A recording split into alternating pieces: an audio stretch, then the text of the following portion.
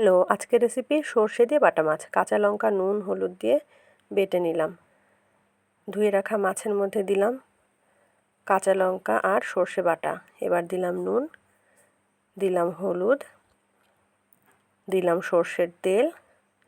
এবার খুব ভালোভাবে মেখে নিতে হবে। অন্যদিকে কড়াইতে তেল দিয়ে দিতে হবে। ফোড়নে দিয়ে দিলাম গোটা জিরে। এবার দিয়ে দিলাম সর্ষে মাখানো বাটা মাছ। মশলার বাটিতেই জল দিলাম। এবার মাছগুলো খুব সাবধানে উল্টে পাল্টে হালকা ভেজে নেব। ওই জলের মধ্যে একটু হলুদ অ্যাড করলাম। এবার দিয়ে দিলাম জল। খুব ভালোভাবে ফুটতে দেব। খুব ভালোভাবে ফুটে গেছে। এবার দিয়ে দিলাম অল্প চিনি। রান্না রেডি হয়ে গেছে। কেমন লাগলো ভিডিওটি জানাতে ভুলবেন না। ভালো লাগলে লাইক, কমেন্ট, শেয়ার করবেন। ধন্যবাদ।